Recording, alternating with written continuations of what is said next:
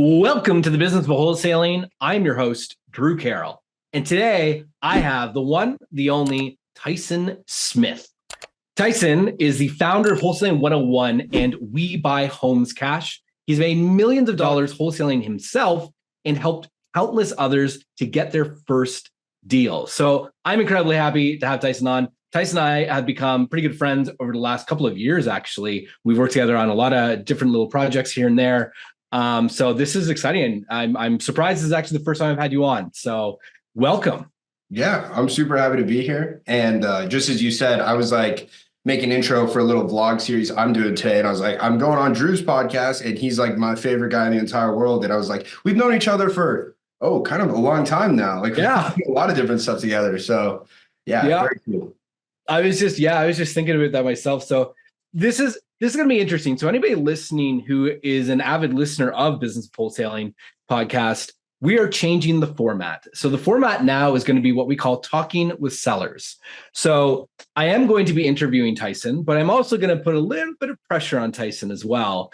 We currently have a live sheet of leads coming in. So as a lead comes in, we'll pause the interview. We'll allow Tyson to call the lead and have a conversation. And then afterwards, we'll be able to talk about that conversation, the sales process that Tyson's going through, and what we can or can't do, or any tips that Tyson might have given the live scenario, as opposed to kind of talking about things, intellectually all the time, which is great, but sometimes it's just kind of nice to see stuff in action. Absolutely. So I'm pumped for that. Now, before we get into anything, a lead actually just popped up. So why don't we just start with calling that lead and see where it goes? Is it this one here in Burlington, North Carolina? That's the one. Yep. Perfect. All right. So I actually really love doing like this, where we're able to talk about it afterwards, especially because for a beginner, they often have a tough time figuring out like, why was this not a lead, or was this a lead and did I mess something up? And obviously, we're not always going to be perfect. We're not going to get everything right. But I really like to call live and to be able to talk to people and be able to let them know, like, either, hey, that was a great lead. It might not have seemed like it because, a contract didn't come through right away, but here's why. Or, look, I know that guy had every reason under the sun of why he needed to sell. But look, his property's in California and he doesn't have a lease agreement with his tenant. And that is, it's going to be impossible to get that tenant out. So here's why that wasn't so great, or things like that. So I'm really excited to get done doing this. Yeah, it looks like this lead is in Burlington, North Carolina. Sweet. I will say the first time I ever called a Leadzolo lead at a live event with RJ Bates, That's right. Ended up becoming a contract. That's right. That was Wholesaling Live, the original Wholesaling Live, wasn't it? The number you dialed has been changed, disconnected, or is no longer. Wait, let's see if I even typed that in right. Yeah, I did. Let's just try something here. I'm going to try it without the area code, or without the country code. Tyson Wireless, the number you dialed has. All right. Well, that's going to happen. Sure will. All right. It's crazy how many people input their own information incorrectly. Yeah. I'm going to have somebody here skip trace that for us. So we'll be able to hop on that here in a moment. While we wait for that, let's jump into the interview portion. So I want to talk about a few things here. Now, I know that you really focus on helping beginners getting their first deal. Mm-hmm. I want to kind of zoom out a little bit before we zoom into that and ask you kind of some general questions that I think will help kind of set the table here. Yeah. First question I have for you is, through your entire journey, whether it's like first couple of deals or like where you're at right now, is there one thing that stands out that you implemented in your business that's given you the biggest return, whether it be on time or money, and anything that you kind of value? Like, is there any pivotal thing where you're just like, oh shit, I wish I knew that sooner? One thing, as soon as you asked me that question, there was one thing that hit me smack dab in the face, and it is consistency. But not in the way that you may think. Yes, we know that we consistently need to be talking to sellers. We consistently need to be building a relationship with buyers. That's a given. But one thing, one lesson that life kept trying to teach me over and over again is consistency in marketing. You cannot start a new marketing channel, try it for a month, and expect to get results. Any marketing channel you try, you need to be able to dedicate at least 90 days to consistently doing that channel. Whether you're first getting started and you're trying cold calling properties, you need to do that for 90 days. If you're deciding I'm going to go drive for dollars, you need to dedicate 90 days to trying that. If all of a sudden you want to give direct mail a shot, you need to have 90 days worth of bandwidth of giving direct mail a shot. Whatever it is, you need to make sure that you can invest 90 days to truly get a good idea of whether the channel works. And that's not even perfect. Really, you'd want to do at least like 6 months to get a good idea. But one very important thing is not just jump to the new shiny object, try it for a month and be like, oh, that was great. Or we need to move everything over here. Or that sucked. We're never going to do that again. Give it 3 months. I'm telling you right now, this is going to help your business so much. It's going to save you so much flip-flopping around, changing things.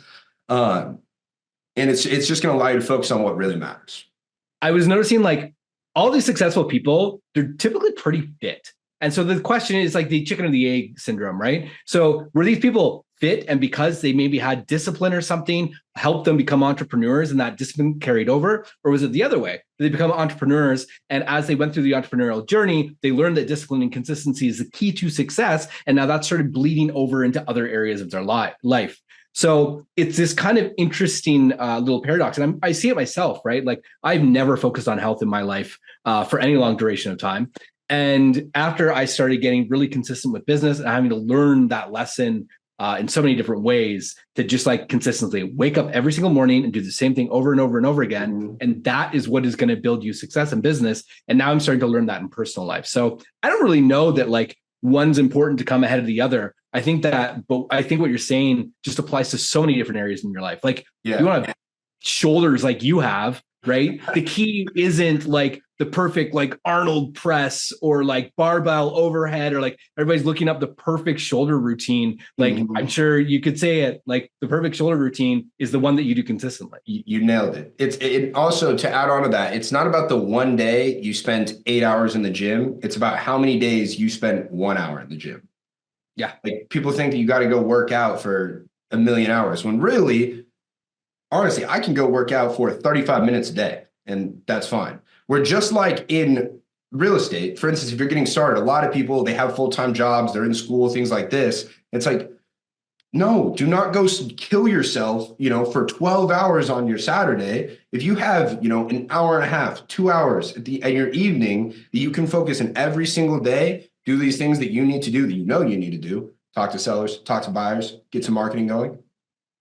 That over time is going to compound way better than the one day you would kill yourself. Right. Absolutely. Like Stephen King talks about this, right? To be a great writer isn't about locking yourself in a cottage for 6 months at a time and pumping out a book. It's waking up every single day and putting an hour and a half on like dedicated writing every single day. That's it. Not exactly what you're saying. Not a 12-hour binge or nothing like that. The consistency, learning to play the guitar. Exactly your point. You spend 8 hours on a Saturday. It's not going to help, right? Spend 20 minutes every single day learning a riff or a scale or whatever, and you're going to learn it. So like right on. That's so interesting you say that. I was talking to Templeton Walker, who is another one of my really big mentors. And he was talking about some other writer. I can't remember his name, but he said something about like, like I have to be inspired every single time I write. And it just so happens that I'm inspired to write every single day at 9 a.m. for at least an hour, There is another number here they grabbed for that number as well. We could try, and otherwise we can move on to. All right. Hello? Hello, Brenda. Yes. Brenda, my name is Tyson Smith. I'm with We Buy Homes Cash. I just got some information submitted about a property in Baxter Lane over in Lake City that you might be looking to sell. Mm-hmm. Have I caught you at a bad time, Brenda? No, it's fine. Excellent. Whereas what I'd like to do is take 10 to 15 minutes to ask you some questions about the property to see if it'd be something my company would be interested in buying. Okay. At the end of the call, one of two things will happen. One, my company's interested in purchasing it and we'll have a cash offer for you in writing in your email inbox in the next 20 minutes. Or our company's not interested for whatever reason. We'll let you know why, and then you'll never hear from me again. How's that sound? No problem. All right. So Brenda, while I'm getting the property pulled up over here on my end, could you do me a favor and catch me up to speed? What's got you thinking about selling this place? Well, my husband passed away in September, And I want to get something, I want to take the money from this house, buy something smaller, and then have money left over, so I can get my son going in a profession, Okay. Yeah, that his completely. license and stuff. Yeah, so that's the reason why, Okay. Are you currently living in this property? yes. Okay. So you said you're looking for something a little bit smaller? Yeah, yeah, something that, is like a fixer-upper, you know what I mean? Because we know how to do all that. Oh, yeah. So, that's what we did for a living, but my husband was really sick, like for a while. And we moved up here because we had 10 acres and, we wanted to take care of it. And then right after we moved here, my husband got really sick and just was in and out of the hospital like for over a year until, he finally went into hospice care here at the house. Gosh. And the property, reason why we got it is because we had a lot of tools, trailers, all kinds of stuff like for work. And I've sold most of the stuff now, to make the property more empty.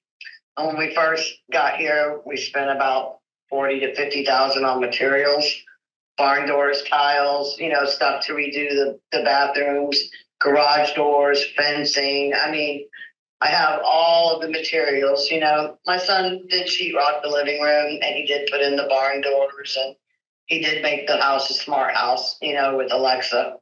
Oh, nice. The lights and fans and everything. And we did like completely strip the floors, down to the concrete. Started putting the tiles in the 2 front rooms, but when my husband got sick, kind of everything stopped, Yeah. And I'm just tired now. I just want to be out of this place. It's big and we don't really need it. It's just me and my son, you know? So. Okay. So when you say you want to be out, in an ideal world, how soon would you want to have this place sold, have the money in your pocket, and be ready to move out? In a couple months. A couple months? Like, does that mean like 60 days, you think? Yeah. Okay.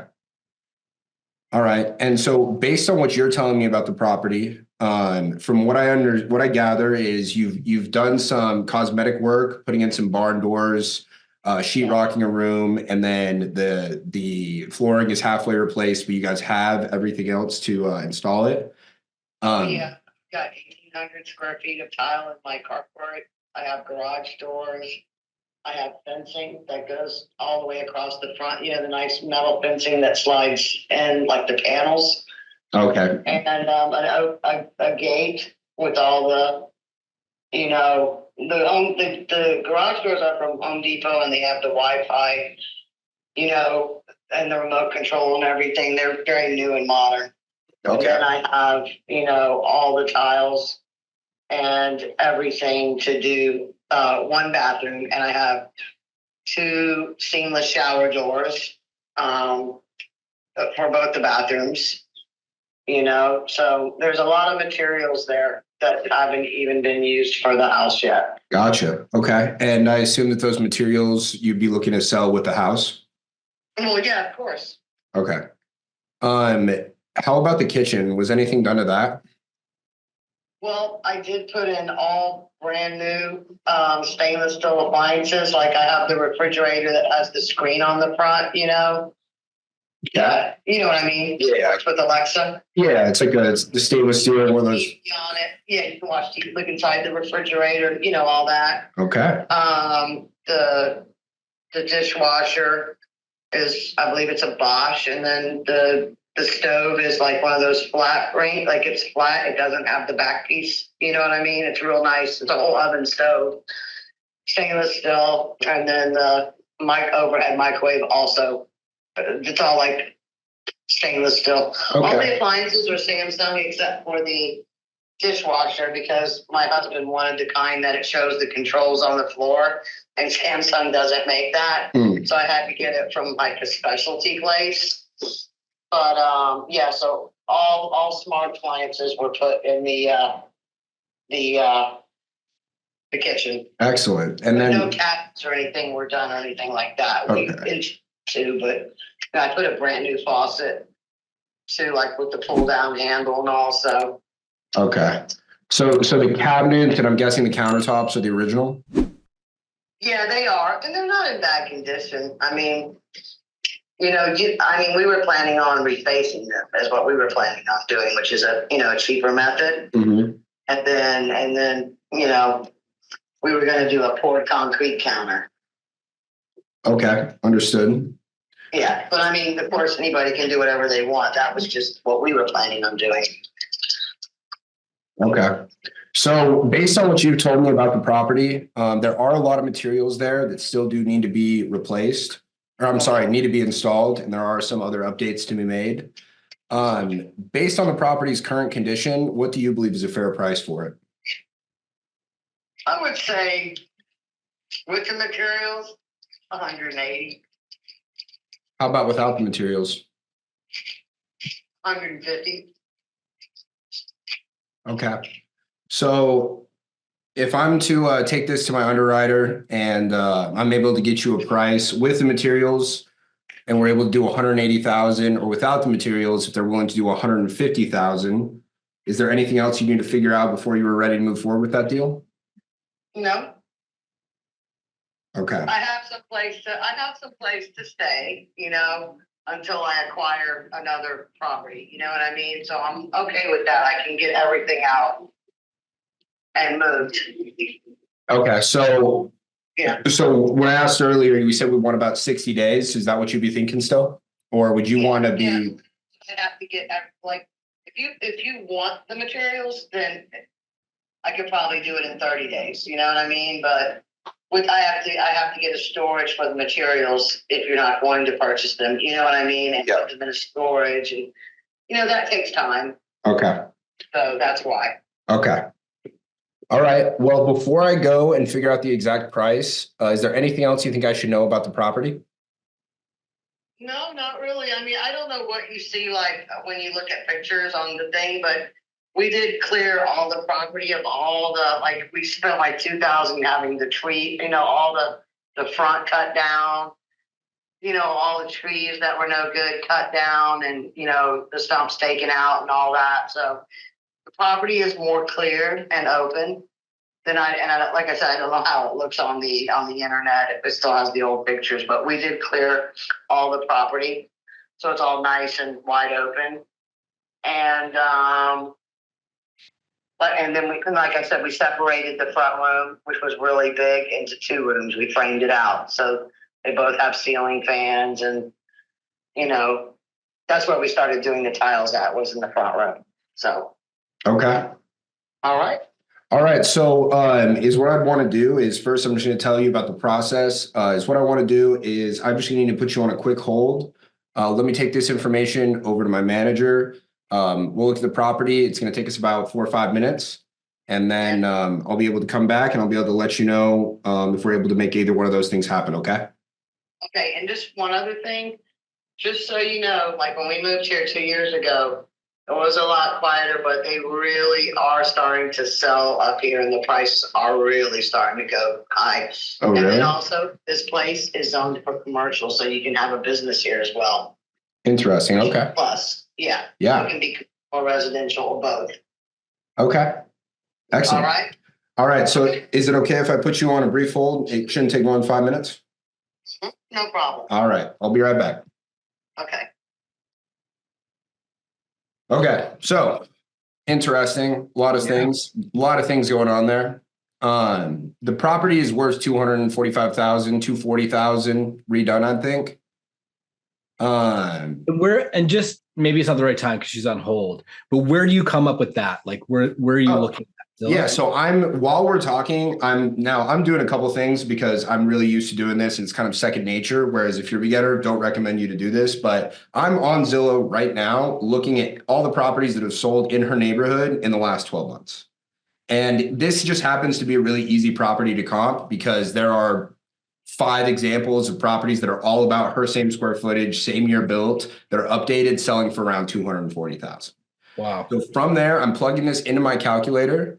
The kind of X factor here is what the repairs are actually going to cost, because I'm not really sure. Well, she has a bunch of material you can buy. Yes, it does. And also, I don't want her materials at all. Okay. Immediately when she says that, it's like, yeah, nope. Actually really glad that she said, oh no, I'll keep them and give you a lower price, because that's 100% what we're going to do. I think my absolute most, I mean, here's the deal is I might be able to give her what she's asking, 150, and maybe give it to somebody at 160. However, the property is weird, and I don't think like a landlord is going to want to buy this property. I could be wrong. Just because I don't know Lake City, Florida that well, but it's pretty close to a main road. There does seem to be some commercial over there that can impact the price. So really, I'm looking at this property as a flip. That's where I think that this really is going to do well. My last thing I do want to do before I jump on the phone and like really make a price is I'm looking at what's for sale. It's really important, not that these are comps, but you want to know what a flipper is going to be competing with or possibly could be competing with if they do the property. And what I'm seeing shows me exactly what I thought. This property is going to sell for around $240,000. Wow. So I plugged this into my calculator at an ARV of 240,000. 1,700 square feet. I think that you can get this done for about 50K, assuming what all needs to be done. And that shows that if we do that and the investor wants to make, here's the thing is I think somebody will do this for maybe a 30K profit. It's a pretty competitive market. That puts our dispo price at $142,678. Right. Now, my gut feeling is I probably can get more, but I'm going to start my offer with her at $120,000. Wow. So is what I want you guys to pay attention to is how I really make sure I'm framing the benefits of her selling it to me. And yes, the trade-off, if she's going to get less money than what she's originally expecting, but I'm going to tell her what she's getting for that money, right? I need to remember her name though. It's Brenda, right? Yeah, I think it's Brenda. Yes. Hello, Brenda. Are you with me? Yes, I am. All right. So I just got back from speaking with my manager. We were able to take a look at the property and it was approved to be purchased. So let me go over exactly what they've approved. Okay. Okay. So first thing is they've approved to buy the property completely as is, without you having to transfer your materials. So you can keep all of the materials that you've already purchased for the property. Okay. Okay, so I keep all the materials. Yes, ma'am. Or you keep them? No, you would be keeping them. Yes. We'd be just looking to buy the property. Anything that's not nailed to the walls or affixed to the ground, you take with you. Or you're free to leave anything else. Like you don't have to, for instance, if there's something that you don't want, maybe old furniture, rubbish, you're free to leave that there. That's something that we can take care of. Okay. Does that make sense? Yes, I understand. So like the blinds, take them out of the windows or whatever. Leave all the doors because they're nailed in, right? Or yeah. Leave the blinds or anything that's nailed into the walls or in the floors, you need to leave. But anything else you can keep. Okay, I understand. So leave the blinds, leave the doors. Good. Okay. No problem. So the properties to buy, so as is, meaning there's not anything else you have to come and do. You don't have to make repairs. You don't have to clean anything out besides taking what it is you want. Does that make sense? That makes sense. Okay. In addition to that, they've approved for us to purchase the property where we will pay all of the closing costs. Does that make sense? Okay. So you wouldn't be responsible for paying any of the escrow fees, any of the transfer taxes, anything like that. Yeah, I read your website. Excellent. Okay. And then the last thing is it has been approved for you to pick your own move out date, meaning that if you want to close and be moved out and paid in 60 days, we can do that. If you'd like it to be sooner, we can do that as well. Okay. With that being said, the offer that they came up with for your property in its current condition was $122,650. Yeah, that's a little low for me. I can't do that. But that's a good offer. But yeah, I paid 140 for it 2 years ago. Oh yeah. Like I said, property values have increased here quite a bit. That's why I said even with the work I did, I would be willing to take 150, which is like just 10,000 more than what I purchased it for. You know what I mean? Yeah, that makes sense. So the good news is now that we've gotten the property approved, it's just a matter of making the numbers make sense. I understand that it's less than what you're thinking. Do you think maybe there's any way we could possibly meet in the middle somewhere?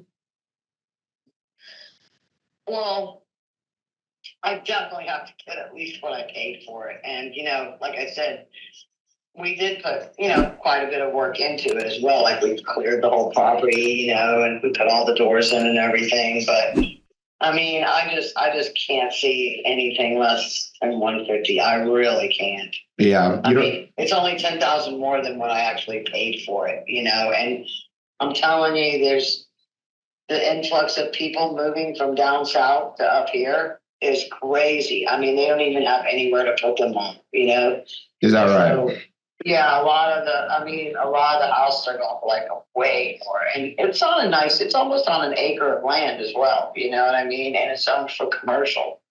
Is it on an acre of land? What was that? Is it on a full acre of land? It's on 3/4 of an acre. It's a big piece of property. It's got a two-car garage, you know what I mean? So, it's pretty big. Okay. Well, let me ask you a question, because I don't think my manager looked at the size of the land. Yeah. If I was able to get them to come up, and we could get, closer to your 150 number, is this something that you'd be ready to move forward with today? Yeah. Why don't you want to call me back or send me an email? I mean, talk to the guy, take another look and then let me know. Well, the reason why I ask is because I know that we did just sell a couple of our flips, and they definitely would like to buy a property before today is up. Now, we do have a couple more we're looking at, but if I can say, hey, I spoke to Brenda and she says that if we can come up with a solid offer close to 150, she's ready to get the paperwork rolling today. It'll give me a lot of negotiating edge with it. Okay. Sorry, I just had to call. I had to put you on mute for a second. I had to call my dogs. Oh, no worries. What kind of dogs you got? They ran out real fast. Oh, gotcha. You better get them. You don't want them to run away. They're everybody. Good. I got my dog next to me too. Okay. Yeah, so like I said, if you can come up with something a little better than that, that would be great. Kobe, come here. Okay, so is what I'm asking is, if I can get somewhere close to 150, is it something you'd be ready to start getting the ball rolling on the paperwork today? Yeah, it would be. Okay. All right. Let me go talk to him. I'll give you a call back in the next 5 minutes, okay? That'd be great. Thank you. All right. Thank you. Bye-bye. So here's what I'm thinking. The property's a 240 house all day long. Yeah. I think I can get her for less than 150, somewhere above what she paid for it. So I think my first offer, I come back maybe around 142,000. But what I want to figure out, because here's the deal. When you're doing acquisitions, a good deal always starts here. And the last thing you want to do, and something I got in the habit of, especially early in my career, was just trying to get deals and then not being able to sell them. So I'm always thinking, while I'm doing acquisitions, is how am I going to sell this deal to somebody else? What are my selling points, right? I like that. You put your shoes, like you put your feet in the shoes of the flipper earlier when you were talking about it, which I thought was really interesting. Like you're looking at the competition as if you were the flipper, which is like right on the nose, I think. So here's what I'm looking at right here. Now, I know it's mirrored, but that says 0.63. And that's kind of a magic number, because what I did was, I know if I could get the property for like 142,000, and if I'm selling it and I want to make 10 grand, 152,000, that means I'm selling it at 63% of ARV. Wow. And that's typically a sweet spot.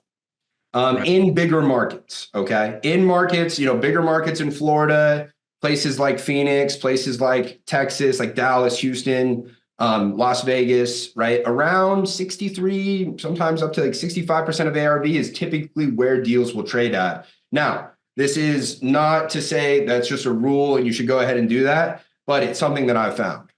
So if she was a hard no on the 142, would you reconsider your number, or would that be it? No. If she was a hard no, then this is a follow-up, right? But the thing is she seems motivated. She's going to make a decision. And I would rather get this under contract and only make 10 than do what I would do on other people, which is kind of slow roll it, right? Where I'm just slowly following up, slowly inching my number up. Because that's something that you could do with this lady as well, except for I feel like she's more motivated. Look, she's typing in stuff on your website. Where else is she typing it in? Right. Yeah. 100%. So I would rather get this deal and then see what I can do with it. Than sit there and wait. Now, there are other times where I would prefer to wait. I'd prefer to, slowly inch my offer up, see what I can do and just play the follow-up game. But in a situation like this, I think that I am confident that if I'm selling it at 63%, that's a good sticking point. Like that's something I can call up a buyer and I can say, hey, we're selling this thing at 63% of value. And I have 8 different comps that I can show are selling. They're traded around 240,000. And the properties that are for sale, same deal, Yeah. So we'll go ahead, we'll call it up. But one thing I also want you guys really to notice is how much I try to get a commitment out of it, right? How many times it was like, oh, is this something you're going to move forward? You're ready to sign, right? It's something that like Miguel Prado, who's Templeton Walker's partner, he says, okay, if I'm able to do that, is that something you're going to think about, or is that something you want to sign on, right? Where I don't necessarily like to use the word sign. I want to keep it like committed, but not scare them. So that's where we come right there. Where it's I noticed that too when you said that earlier. She acknowledged that you wanted to like close today, but like you wouldn't go to put her on hold to go talk to your manager until she explicitly said yes to that, which was very interesting. So in my sales process that we teach, getting a commitment is a super important thing. It was the difference I noticed in my sales reps that were crushing it, doing really well, and weren't. Were the ones who were always getting a commitment, right? And guys, this doesn't matter. Even if their asking price is $100,000 more than what your MAO is going to be, get a commitment from them, right? Get them to say, yes, if you can do 240,000, I'm ready to move forward today, right? And even if you're going to come in, you're going to offer them 140,000. You still want to get that commitment because we're getting their idea, we're getting their brain. They're tricking themselves into they're selling this house today, right? Right. When people make a decision, they typically want to stick with it unless you mess something up. Yeah. All right. So what I'm going to go ahead and do is it's probably been enough time now where I can call her up again. Is what I do want to do though is have my contract mostly ready to go. This is something where I just like to be fluid with it, right? I want to be able to, once she accepts, I want to be able to say, all right, I need you to open up your phone, pull up your email right now. We're going to go over something, Well, you're doing that. I want to ask, when you first got on the call with her, you didn't like immediately ask her what she wanted for her house or anything like that. You just dove like right into like what's going on with the house, what's going on with the property. Now, she was obviously very forthcoming with them, like renovating things and such like that. Is that a part of your sales process too? Like you need to learn about this property in this house before you even start talking price, or you've got no baseline, or is there like? I think it just depends on who you are. And I think a lot of stuff works as long as you do it right, right? If we go talk to RJ Bates, he's going to get pissed off. He's going to be like, Tyson, I didn't teach you to do that. Like You should have asked her right away how much she wanted for the house. But my first question every single time, like clockwork is, okay, well, while I get your property pulled up, could you catch me up to speed? What's got you thinking about selling this house? For me, I want to be able to leverage this. Now, if you notice, I haven't yet because we haven't gotten to the time where it's actually decision-making time. But when we start to go through the contract, or this is what I'm about to get into now, is if she starts to sort of dilly-dally around, it's like, hey, listen, we spoke earlier. I know that you've been trying to get out of this house. I know you're looking to get into something smaller. This is going to allow you to do that. I think there's something we should really move forward with, right? This is going to get you where you want to go. Now, I know where she wants to go because I asked her, but also it puts me in a position to tell her it's a good idea. Right. Okay. So one thing I just want to do real quick is I'm going to pull up the tax records of her property and I'm going to see if there are any other owners, right? I want to see who's on title. And yes, it's her and her late husband. So we're in the clear. So let's call her back up. Let's give her the good news. We're going to start at 142. Hello? Hello, Brenda. Yeah, hi, Tyson. Hey, I got some great news. Okay. Okay. So I was able to talk to my manager and I was able to get them to come up all the way up to $142,500. Okay, that sounds good. Perfect. So is your best email the one you submitted, yahoo.com? That's it. Okay. And are you in front of your computer? Do you have access to your email right now? I can open it up while we're on the phone. Perfect. That's what I'd like to Give me a do. second. All right. Okay, I'm All there. All right. So is what I'm doing right now is I'm having my transaction coordinator send you over the offer. So you're going to get an email that says offer for, and then the address of your property. Mhm. And me and you are going to go over that so you can see all the parts that are important.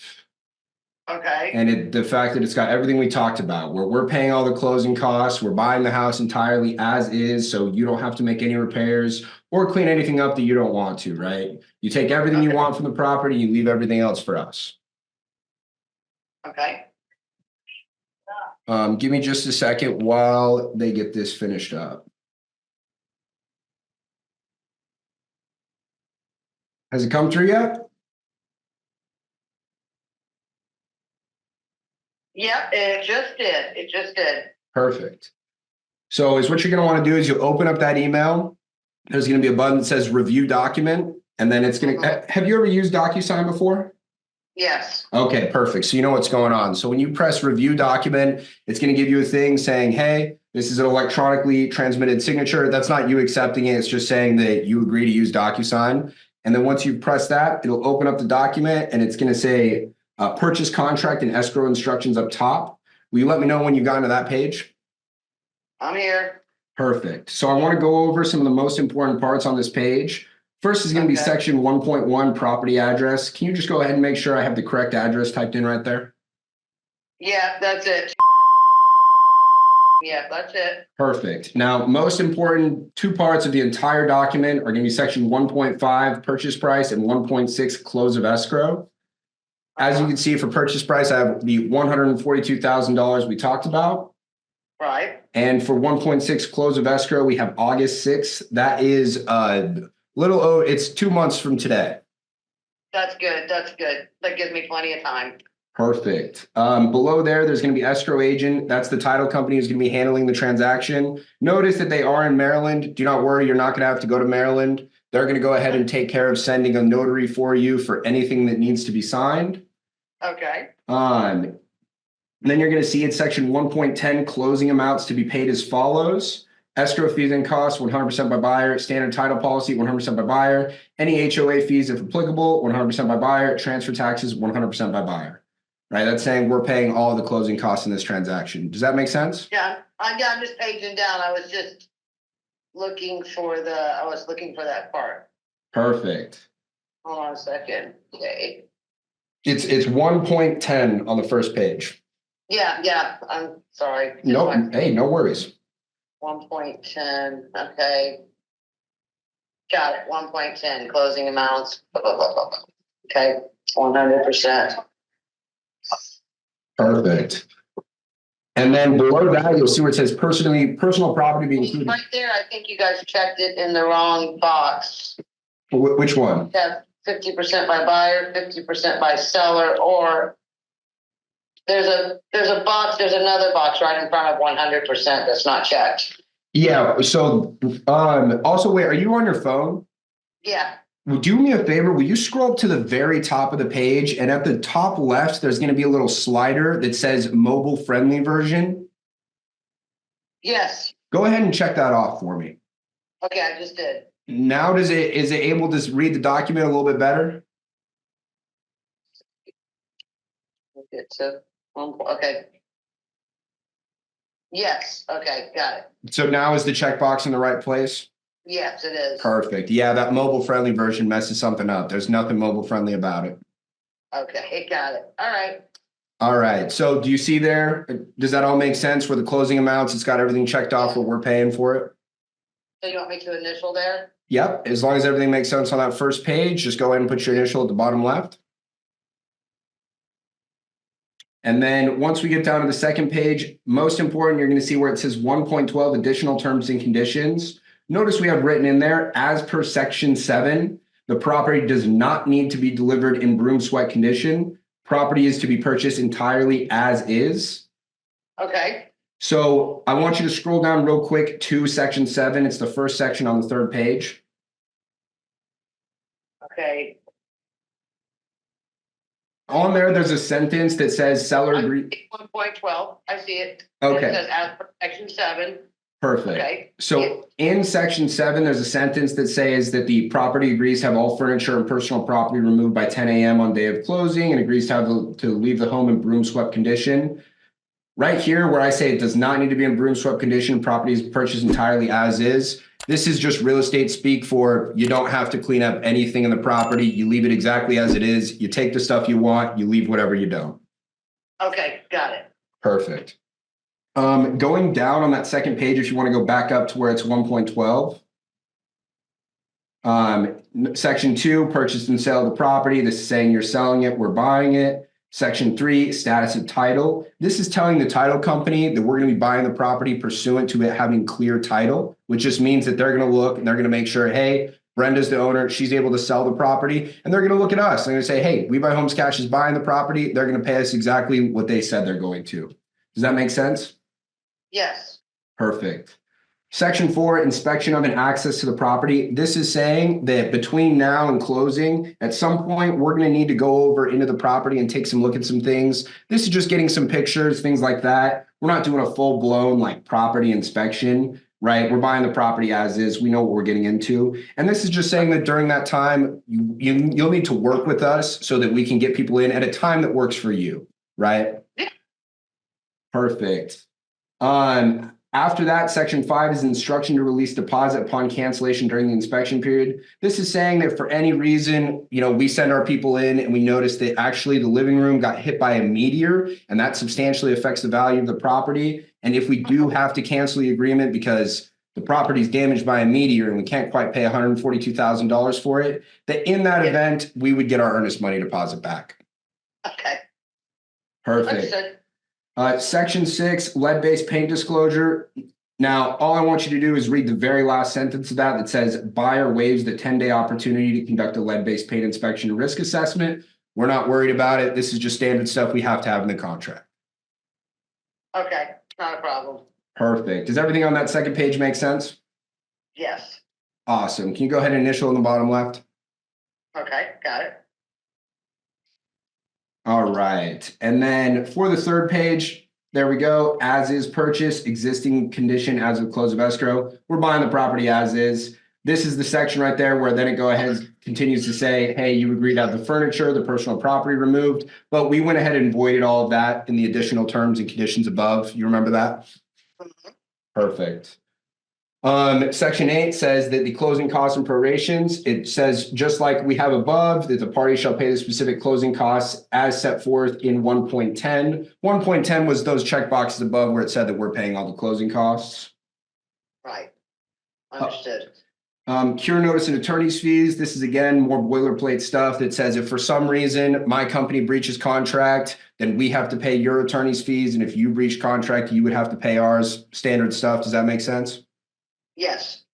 Perfect. Buyer's remedies. This shows what would happen in the event that we would have to cancel the contract.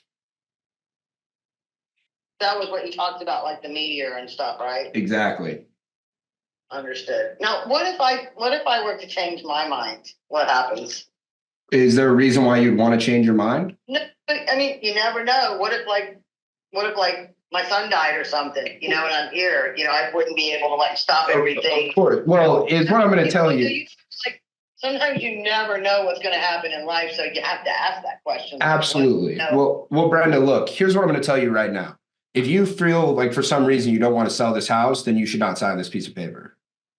However, if your son dies, something like that happens, then we're of course going to release you from the contract. Right. But if anything, I mean, I don't see myself changing my mind. I mean, I don't see myself changing my mind. It's something I've thought about for a long time. Exactly. I've had your website and known about it for a while. You know what I mean? For a few months. Okay.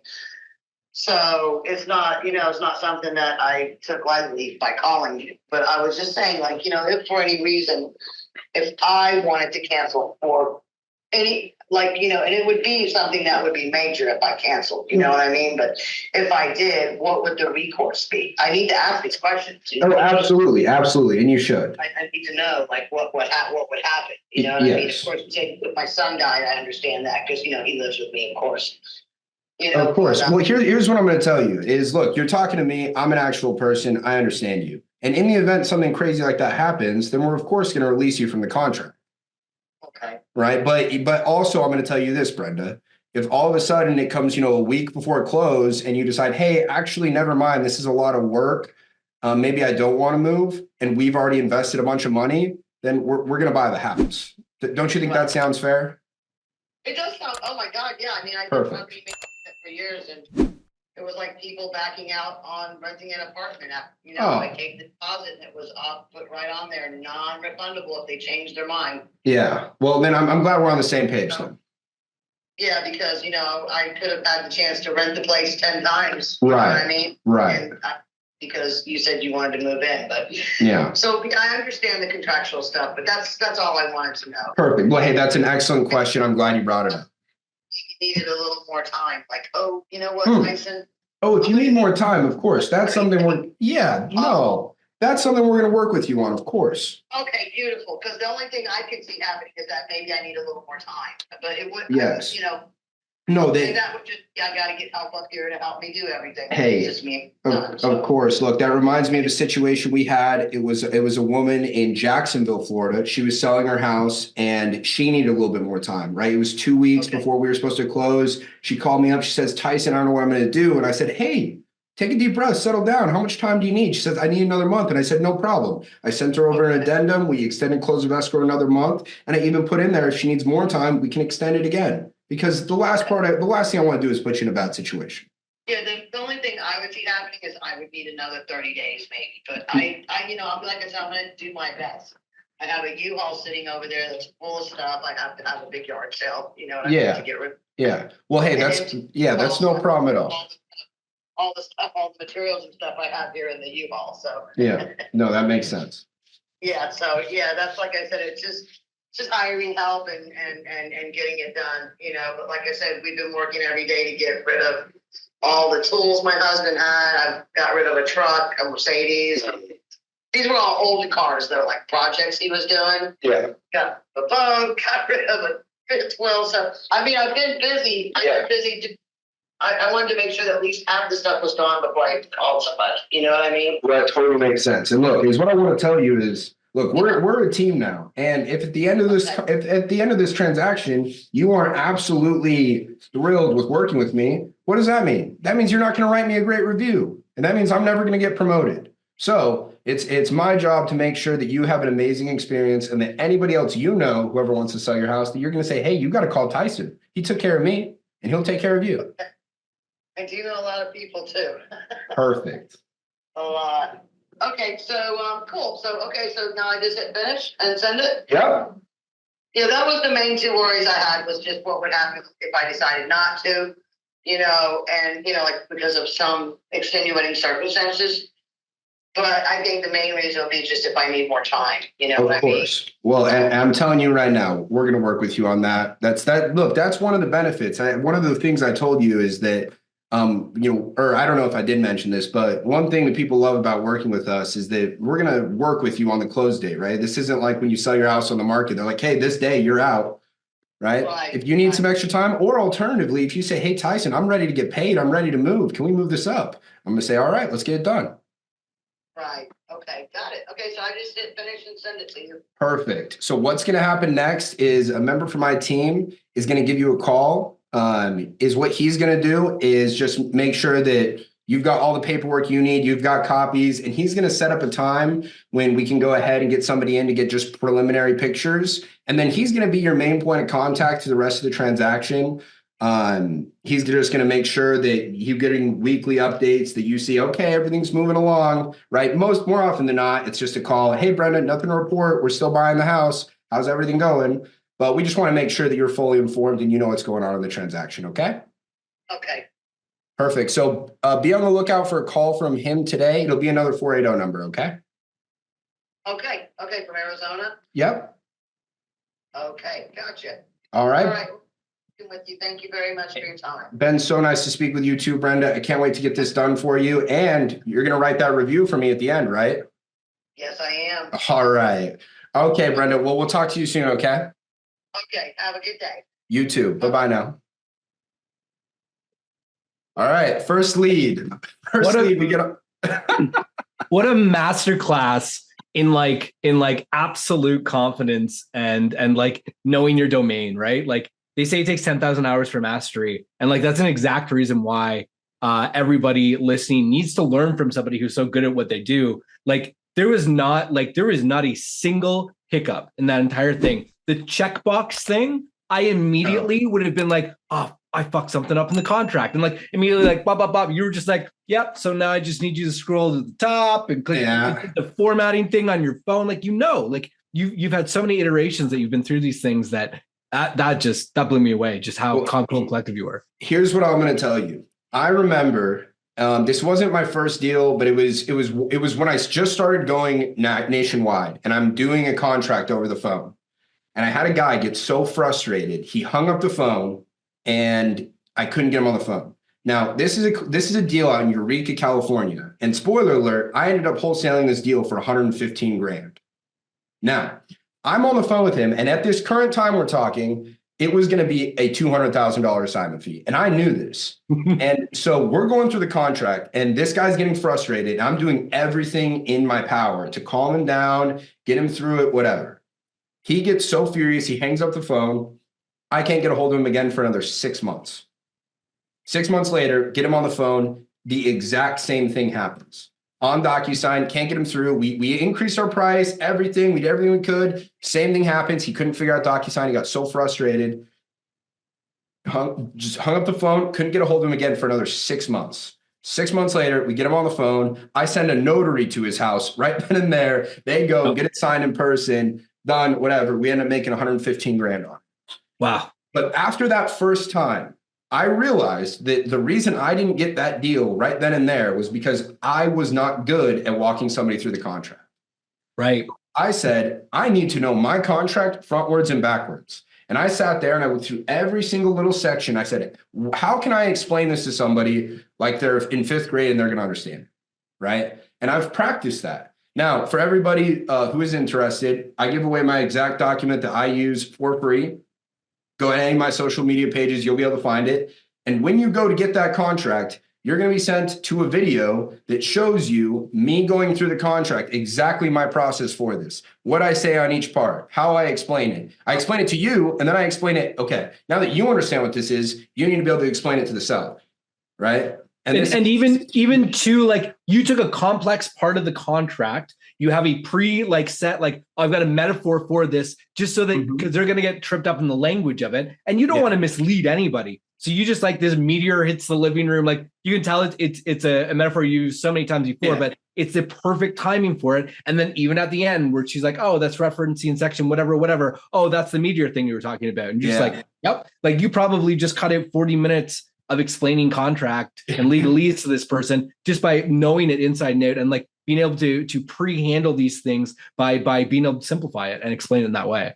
Well, look, if anybody, I know that somebody has never wholesaled before unless they've had an experience where they're on the phone with somebody for like 3 hours explaining a contract. Now that took 20 minutes. So that's pretty standard of what it's going to do if you go through everything. You will get people who just get the paperwork and they just start signing it. And that's always wonderful. But you definitely need to know how to walk somebody through all of this, what to say. What do they say when they say, what is assignability and novation? What do they say when it says, why does it say buyer's marketing of contract interest? Right? Now, she didn't ask any of these questions. She just ended up signing. But these are all things that I know how to handle, and it's just no problem. Right? Yeah. But, and I also want to say this is from years of experience. These are literally the result of hundreds of contracts that I've walked people through and got signed. Well, and what's interesting too, and to point out your experience, right? There's things you did, which I'm sure you teach and talk about, but you teamed, you made sure that you were a team and you were buddies at the end, because now she's signing the contract. That's done, right? Now you're making sure that there's going to be no seller's remorse and that things aren't going to get weird in the next 2 months. So you haven't like, she signed the contract. I don't even need to worry about rapport or all that kind of stuff. This is, you like doubled down on it at the end. Like, we're friends, blah, blah, blah, blah. You immediately address the buyer's remorse by telling her that, or seller's remorse in this case, somebody's going to be contacting you every week, just to let you know what's going on. You're never going to be left wondering what's happening. We're a team here. Like if this gets fucked up, I'm in trouble here too. Like this is important for me to get a review from you so that I get promoted. Like such well done. And now in terms of the timeline, I wrote down all the times. Lead was submitted at 3:22. You called her at 3:28. You sent her a contract at 3:52. This is all EST. And she verbally said she signed it at 4:05. I don't have confirmation. No, it was. As soon as she said press finish, it came through. So in literally 43 minutes, she went from submitting a form on a website to signing a contract. Well, and one thing I want to say about that is it's speed to lead. Like this is very important too, is that that lead came in and it was called within 10 minutes. Yeah, you made a point of saying that earlier, right? And like if somebody is highly motivated, and I'll say this to everybody who works with Leadzolo or any other lead provider, right? If they're highly motivated, understand they're highly motivated. So they may have filled out that web form, and just like Tyson said earlier, because they're motivated, they're going to be filling out more forms. They filled out that form and now they've got the ball rolling. Like, shit, now I see this other form, or I'm going to Google this, or I'm going to talk to my friend. So it's so important that when that lead comes in, like Tyson called it in 6 minutes and signed, in 43. If you would have waited 2 hours, you could have potentially been up against the fact that she's talking to somebody else now. And now it's not, does this number work for you? It's, does this number beat the other guys? Yeah. And that's how you crush your profit margin. Now this already, we're going to see what's up with this deal. But here's the deal is this is pretty cut and dry. Like this is an easy 10K deal. Now I'm going to go press and I'm going to try and go make 30, but we're going to see. Yeah. So how does that side of things work? Now, when will you start trying to sell this property? When I get pictures. There are, like, for instance, in Arizona, I know things like I get a contract signed. I'm more than likely I'm going to have it assigned before I even get photos. Like I'll have it assigned that same day because I know it so well. But in a different market, you got to get pictures, right? Because that's going to be a really big thing where, hey, are we locked up at the right price, this and that? Because if we get pictures back and like it's disgusting, it's terrible, it's not going to work, right? But however, if this is a cosmetic upgrade where just like she said, hey, look, we got to replace some cabinets, redo some floors, repaint it. This is going to be money. But we need to get pictures because that's where we're going to be able to understand our price, right? Yeah. The moment we get pictures, that's where we have a whole system of, hey, look, we got this out in Facebook groups. We're talking to all of our VIPs. We're posting on Investor Lift. We're pulling cash buyers lists. We're calling cash buyers. We're hitting up to JV. I'm immediately sending this to every wholesaler I know that's doing business in Florida. And I'm saying, hey, I want this for it. Where I know that they're still going to be able to make, 3 to 10K, something like that, where I still leave room in for them. But I'm of the opinion when it comes to dispo, I want volume. I want it turned around. Could I maybe spend more time on each deal and get more and increase my average assignment fee? Yes. Is that something I'm trying to work on? Yes. But for the most part, I'm like, I want cash in the bank. Get me this assigned, get EMD in so I can forget about this deal and do another. Right. Well, and this is a perfect example. We're just over an hour in, obviously us talking. If you were just working leads, like that contract done, like if this is a full day of work for you, if this is the pace you're on, you could have 4 contracts today. You have 5 contracts today. Oh, like if you've got Leadzolo leads, you sure can. Yeah. Well, and I wanted to make this quick analogy because a few clients have brought this up before to me. They get, the shiny object syndrome. And like right now it's the Forex trading. And like you see these YouTube videos of they're watching, they just made $6,000 on trading Forex. And it's like, yeah, with all of this risk, you just made probably more than 10, but we'll call it, you made 10 grand. Your drawdown, if we were talking about trading, was, I don't know, $600 worth of leads. I don't even know if it was $600 worth of leads. Like it's crazy to think that if you're consistent with one thing, how wildly profitable you can be with it. And it's just crazy. You have the right leads coming in and the right process to deal with those leads. Like the sky's the limit. Like you could genuinely make 40 grand today if we just sat here and did this podcast for the next 6 hours. Oh, I've said this to you. I was like, look, if I sat, here's the problem is that, yes, if I just sat down and did what I do over and over again, I can make a shitload of money. But however, I want to be a business owner, not a highly paid employee. So it's like, you have to learn how to replicate yourself and how to train other people. And that's where, that was like my obsession in my business. And that's what's allowed me now to get really good at coaching, where, like now we've got students. Like last week, it was a crazy week for my students. There was like over 150K in assignment fees. Wow. Through different people. But it's because I was so focused on, hey, I know what I'm doing, and I made the mistake so long of just being like, just do what I do. Like, come on, just watch this, just do what I do. Where now it's like, no, that's not how this works. Like, yeah, I know how to actually teach somebody how to do it.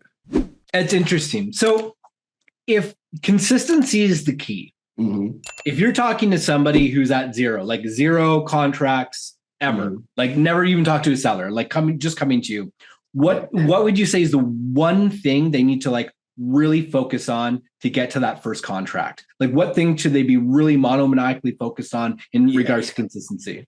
So the biggest thing is, now I don't want to say mindset, but you need to turn your brain off of everything else besides getting that contract. Like, I know a lot of people are like, well, what, when I get it, then what? And what about this? And what about this? And it's like, dude, don't worry about it. Like you are creating a problem that does not exist in your life. Yeah. This is a problem that you are now having in your head. So it is real, but it's not actually real. Does that make sense? Yeah. So it's like, forget about Dispo, forget about the title company, forget about title work, forget about all of that. Go get the contract.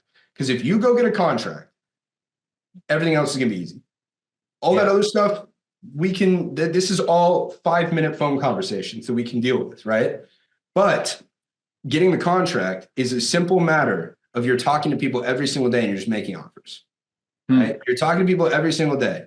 And one thing I will say is that when I got started, it took me 2 months to get my first deal, right? This is 2 months of me for 6 to 8 hours a day of hard cold call, right? And you were focused on cold calling. You weren't getting distracted with anything No, I else? wasn't. I'm not also talking to buyers and building my website. I was cold calling, right? I was on a dialer, cold call. And I want people to understand, put yourself in my position a month and a half in. I'm a month and a half in. I didn't have any hot leads. I had one person who I thought was going to be a deal, and she ended up selling it to somebody else. I was like, right, there were times in my life where I was like, what am I doing? Like, I'm wasting so much time. Like, this is stupid. Like, what am I, there were times when I really wanted to quit. But I realized 2 things. Number one, if I quit, that is meaning I lose. Yeah. Number 2, and this is something Alex Hormozi talks about, is I was getting paid in experience, right? Yes, I was a month and a half in and I didn't have a deal, but you know what I did have was a month and a half worth of cold calling experience. Yeah. Do you think my cold calls a month and a half in were better than when I first started? Of course they were, right? And also, when I did finally talk to that guy who did become my first deal, would I have been able to close him if I had talked to him day one? No, right? So a lot of the time you're getting paid in experience. Now, I'm telling you right now, it's not going to take you 2 months of not feeling like anything, because now we got system and process. We can get you plugged in. You're gonna go kill it, right? I have a student right now, his first 45 days, he closed 10 deals. He just sent me a message. First 45 days, 10 deals, and bought one house, bought a rental house. Wow. That's insane, right? He's crushing. Now, he just closed his biggest deal. Actually, yesterday, he just sent a message, made 25 grand. He's really stoked, right? Guy's killing it. But it's because I have something that I've spent the last 4 years building that I can give to you that does work if you will learn it and do the work, right? If you will pick up the phone and make the calls and you do what I say, like, it's going to work. Like it worked for me, and it worked for, these countless other people. It'll work for you too. Yeah. So you don't have to go figure it out anymore. Like, we have so many more resources. Now is the best time to get started. Like, when I got started, there wasn't Leadzolo. Like, Yeah. You're trying to figure out PPC on your own and all this. Oh my gosh. Stuff. Literally hundreds of thousands of dollars, like close to 200 grand that I've probably just wasted. Not wasted because, you know what, there's something to learn in everything, but that I didn't get a return on, for sure. Yeah. So what would you say the next roadblock is? So say I'm a new student of yours. You come in, I got my first deal, and now it's month 2, and I got 2 deals in month 2. Mm-hmm. Now it's month 3, and I got 1 deal again. So it's like, where do you see the next roadblock? Do you people don't go from 1 deal a month to 10 like the guy you were just talking about, right? Is there a roadblock and the next learning curve somewhere in there? So it's every single wholesaler goes through these phases. First phase is you have to learn sales and marketing, right? Sales and marketing is what's going to get you to doing 1 to maybe, 4 or 5 deals a month, right? If you know sales and marketing, meaning you know how to get leads, you know how to talk to those leads, you know how to turn those leads into signed contracts. That is the first skill you develop. And that's going to get you to living a very nice life, right? But if you want to go to the next level where you're doing, 5+ deals a month, right? This is, $1 million or so in assignment fee a year and beyond. You then have to learn how to be a leader, right? You need to learn how to attract talent. How do I hire these people? How do I, filter out which ones I want to hire? How do I manage them so they're able to do what I do? How do I train these people, right? That's the next level, is learning how to be a leader, how to bring people in, how to sell them on your vision, how to bring them along with you, how to train other people. You need to be able to replicate yourself. You start to learn about leverage and, right, how do I get more done for less, right? How do I buy back my time? That's what's going to take you to the next level. And I can attest that's got it. It's for me, because this is where I've just come through, has been one of the hardest lessons for me. Like I don't do wholesaling. I do Leadzolo and marketing and leads, and it's a very lean type of operation.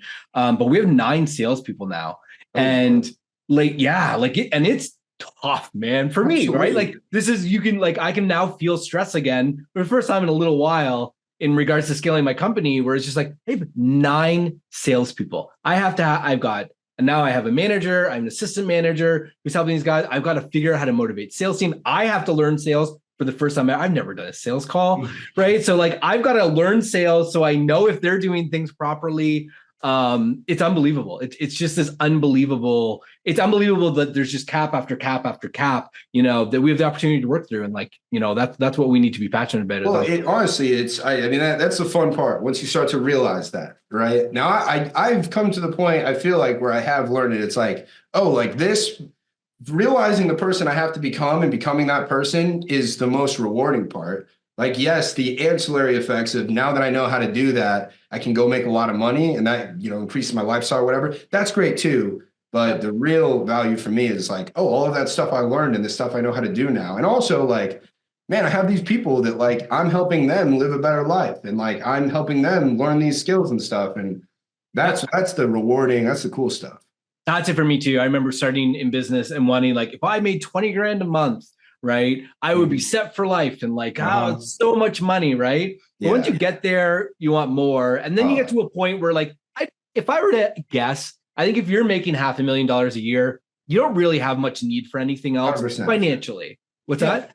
Yeah. No, 40, 50 G's a month. That's you're set for life. Yeah. The only things you're not buying are yes, you're not flying private everywhere. Maybe you can sometimes. Yeah. You can't go buy yachts, that kind of stuff, but you can go rent yachts. There's that's, I feel like, really capped out, but besides this crazy other stuff. Yeah. That's where your lifestyle isn't changing too much. Once you hit there, you get to this point where it's just well, now I feel like I have this moral obligation where for you is helping other people get there. For me is I have the staff, right? If I'm thinking about it, we're supporting, 14 families. 14. Also, how many, I would go way beyond that, dude. I mean, how much money are your customers making? Yeah. And how many employees are you taking care of over there? And, we have 2,500 customers who are just begging us for leads on a daily basis. And it's phenomenal. It's now it's aspirational to I don't care about, of course I care about money. I don't care about adding more to my salary every month. I care about making a bigger and bigger impact. And I think this is personal to me, but I just think that's what people kind of miss sometimes when you're not making a lot of money and you hear these people talking about it's all about impact and don't worry about money. It's you can worry about money when you're not making the deal money. Is you won't ever understand it until you get there. Yeah. I remember listening to that. I'm like, what the fuck? No, you're full of shit. But then once you get there, you get it. You're like, oh yeah. Yeah. And there's nothing wrong with that when you're making $4 grand a month, trying to get to 10 grand a month. There's absolutely nothing wrong. Well, you need that, honestly. I mean, really, I don't think that I think 20K is the number where then it's okay, now you're living life. That's, I would say, more of you're out of survive, you're into more thriving, right? At that point, you're chilling. As long as your lifestyle creep doesn't go insane, 20K a month, you're good. Then 40K a month is I feel rich. Yeah. Actually, yeah. Right. You're driving some luxury cars at that point, and you got some cool watches for sure. Yeah. Well, we have There's one more. I shut the leads off because like I didn't think you were just We gonna did the job, man. We did the job. Yeah, we did it. Mission accomplished. There's one more on the sheet though, if you want to try. But I'm not going to turn on anymore if we don't get through. I'd love to. We got another Jacksonville one. Let's do it. That they've owned for 15 to 30 years. Wow. Good condition. Which just for anybody listening, like they could have selected excellent. So, and they're saying the reason that they're looking for a cash offer is because of inheritance. Call has been forwarded to voicemail. Yeah, this is definitely what you want to see in a lead. So what do you do here now that you're getting sent to voicemail? So if I'm calling out of my CRM, we call 2-3 times, and that's when they're my new leads. I move them over into a new bucket that's like an uncontacted. They're immediately getting a text. They're put on a 14-day drip. They're getting a text. They're getting an email every single day. Not to mention that is getting called through, right? Yeah. 2-3 times a day. Right. So we're getting them on the phone. And if for some reason we're not, then they're put on a really long-term drip. The system's automatically following up with them. Also, right, this is where we're going to have like a VA or something like that, try and do alternative forms of getting a hold of them, right? We're looking them up on Facebook, doing additional skip tracing, trying new, Given the success of this, is we should do another one of these, and like we should just load up 20 leads and see how many contracts we can get in 3 hours or something. Start a little challenge. Let's do it. I love it. I love it. But before we end this, I want to ask a few more questions. I want to ask questions that I think that some people wonder a lot from somebody like you who's quite successful in this. What would you do differently? What did you do when you started in this? And other than like, oh, I should have been more consistent or stuff like that, because people know that, right? Whether they do it or not, I don't know. But is there anything that kind of sticks out where you're just kind of like, fuck, if I just didn't do this one stupid thing, I would have avoided so much pain? I'd say my biggest mistake in my career was going nationwide before I knew how to do it. I think that the proper way is to learn a market and get really good at it. Know the top buyers, crush it there. And then if you feel like you're capped because you can't get the same amount of, because here's when it comes to scaling and wholesaling, it's 3 moving parts. There's 3 ways you make more money. You get more leads, you get more people who can turn those leads into signed contracts, or alternatively turn signed contracts into assigned contracts, right? Or you can increase your average assignment fee. Those are the 3 levers, right? More leads, more personnel, or you make more money per deal.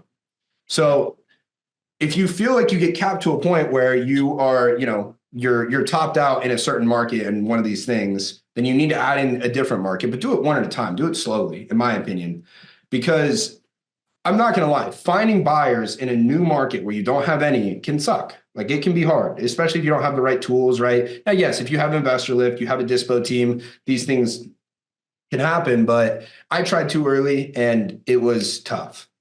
Yeah. Another thing is, oh my gosh, actually the biggest thing is standardize everything you do as soon as you can.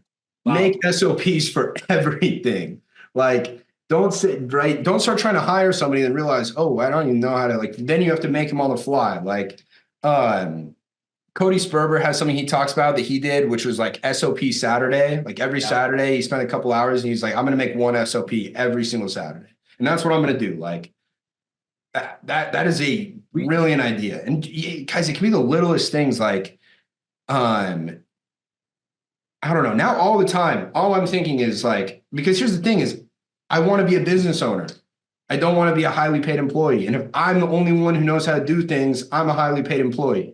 So we realized we were changing our links, right?